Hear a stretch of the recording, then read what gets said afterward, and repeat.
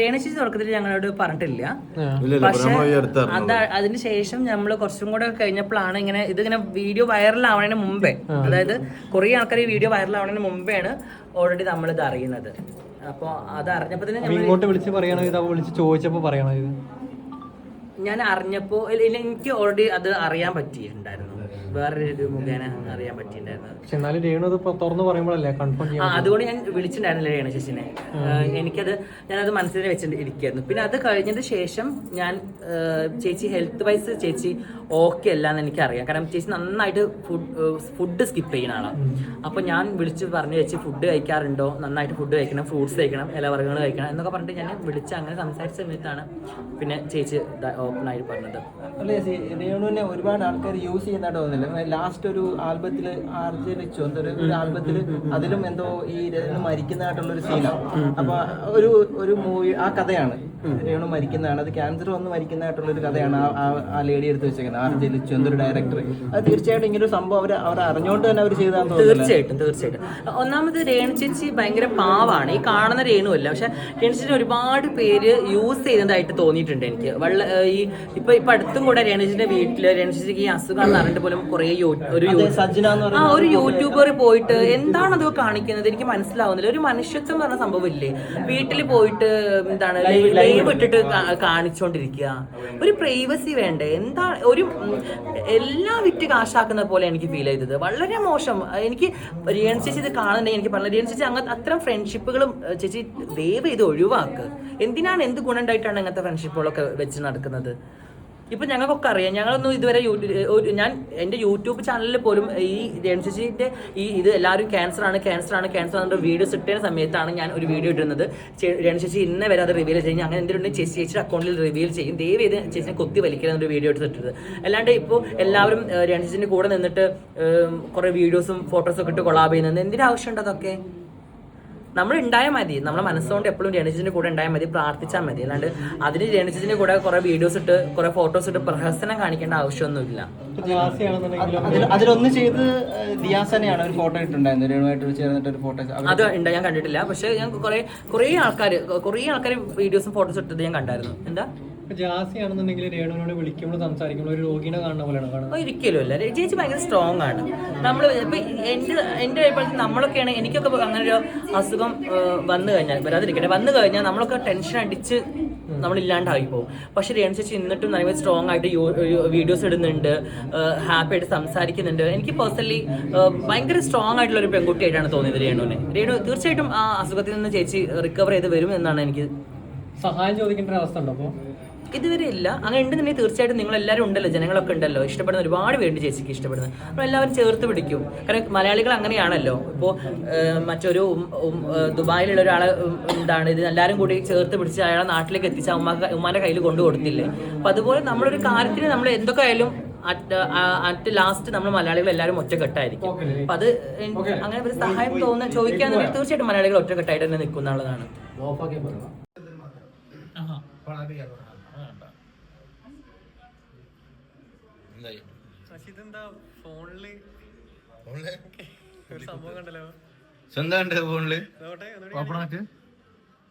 ഇതാണോ?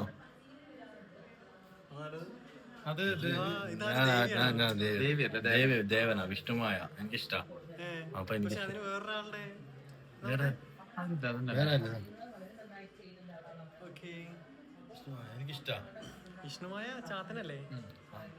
എനിക്കിഷ്ടാ.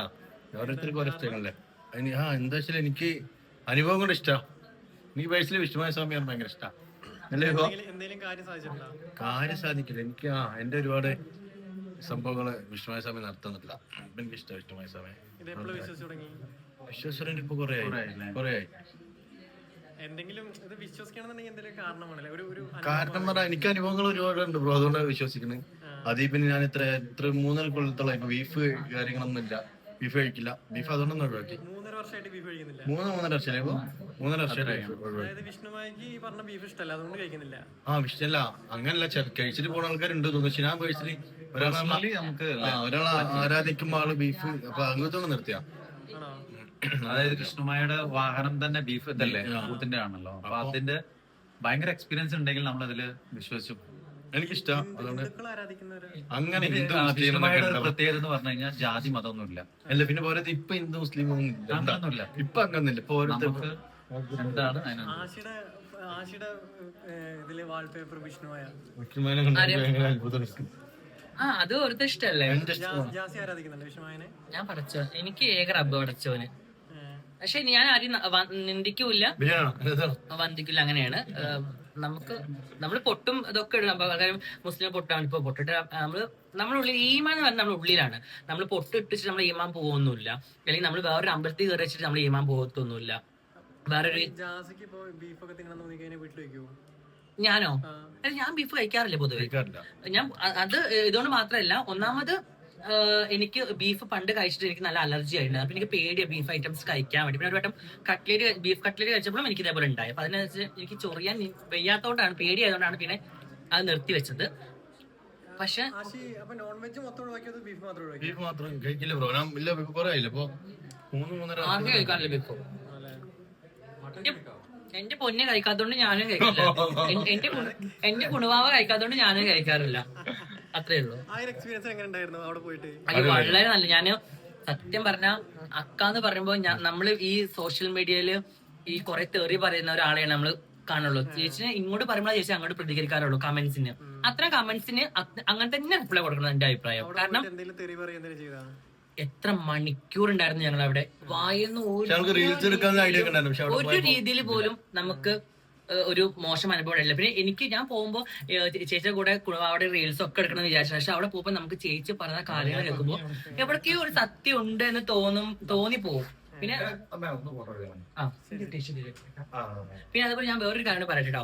അക്കനെ കണ്ട് എനിക്ക് ഒരു കാര്യം ഇൻസ്പയർ ആയ ഒരു കാര്യം എന്ന് പറയുന്നത്, ചേച്ചിയുടെ ലൈഫില് എന്താ പറയാ, ഒന്നും വേണ്ട എന്ന് വെച്ചിട്ട് ആ ഒരു വ്യക്തിയാണ്. ചേച്ചിക്ക് ഇനി ഒന്നും നേടാനില്ല, ചേച്ചിക്ക് ഇനി ഒന്നും വേണ്ട, ഒരു തരത്തിലും അത്യാഗ്രഹം എന്നില്ല.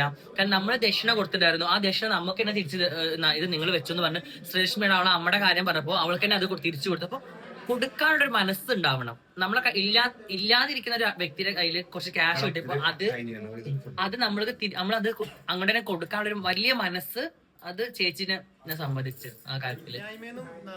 അതെ, ഇല്ലായ്മ കൊടുക്കാനുള്ളൊരു മനസ്സുണ്ടല്ലോ. കാരണം ചേച്ചിയുടെ അവിടുത്തെ വീടും കാര്യങ്ങളൊക്കെ നമ്മൾ കണ്ടു കഴിഞ്ഞാണ്. അപ്പൊ നമ്മള് മനസ്സറിഞ്ഞ് ചേച്ചിക്ക് കൊടുത്താണ് പേയ്മെന്റ്.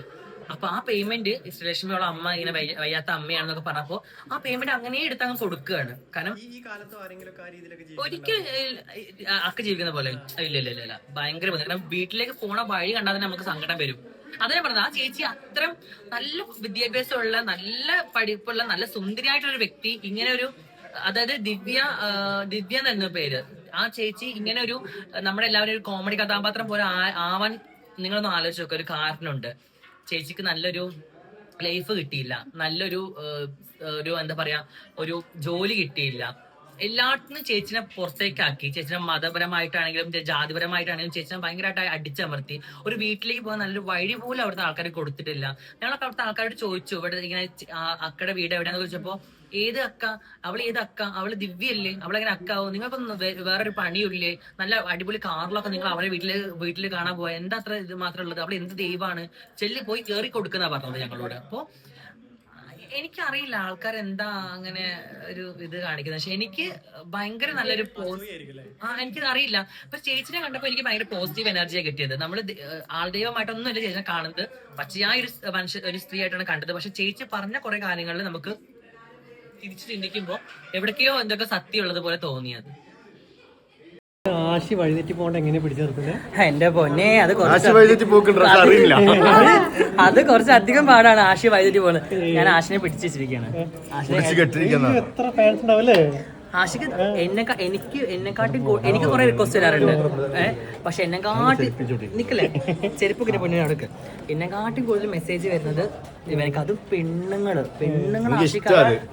ആശിക്ക് അയക്കുന്ന മെസ്സേജ് ഉണ്ടല്ലോ. ദേവേ, ഞാൻ എന്റെ ലൈഫിലെ ആണുങ്ങളല്ല കോഴികള്, പെണ്ണുങ്ങള് ലവ്. ജാസിനെ ഒഴിവാക്കി ചേട്ടന്റെ താടി എന്ത് ഭംഗിയാ ചേട്ടൻ, ഞങ്ങൾ ഏറ്റെടുക്കുക. അങ്ങനെ അയ്യോ എന്റെ പോയി ഞാൻ പിടിച്ച് ബ്ലോക്ക് ചെയ്യോ. 2-3 റിപ്ലൈ ഇവൻ കൊടുക്കുമ്പോ ഞാൻ ഇവനോട് പിടിച്ചിട്ട് 2 ബ്ലോക്ക് ചെയ്യും. ഓന് ചാഞ്ചാടി അവന് കാല് ഞാൻ ആണി വെച്ചിട്ട് ഇവിടെ ഉറപ്പിച്ചു വെച്ചിരിക്കുകയാണ്. ജാസിനെ ഒരു കാലത്ത് ഒഴിവാക്കണം തോന്നിക്കഴിഞ്ഞാൽ എന്ത് കാരണം കൊണ്ട് ഒഴിവാക്കും?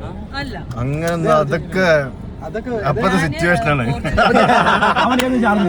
ഇപ്പോഴും ഒരു ജാസിനെ ഒഴിവാക്കാൻ ഒരു ചാൻസ് ഉണ്ടെങ്കിൽ എന്ത് ചാൻസിൽ ഒഴിവാക്കുന്നു? നമ്മളൊക്കെ ഒരു സിറ്റുവേഷൻ ആണ്. തീർച്ചയായിട്ടും നാളെ ഞാൻ യാത്ര ചെയ്യും. ആരാണ് വീട്ടില് സ്ട്രോങ്, ജാസി ആശയോ? ആരുടെ ഭരണമാണ്? ഭരണം അങ്ങനല്ല, ഓരോ കാര്യത്തിലും ഓരോ ഭരണം. ജാസി ഭരിക്കുന്നവര് ജാസി എന്ന് ഭരിക്കും. കിച്ചണിലൊക്കെ ജാസി ഭരിച്ചാലേ നടക്കുള്ളൂ. അല്ലാതെ പൊതുവായിട്ട് അങ്ങനെ സിനിമ കാണാൻ ആരുടെ അഭിപ്രായമാണ് കേൾക്കുക? എങ്ങനെ പോകണം?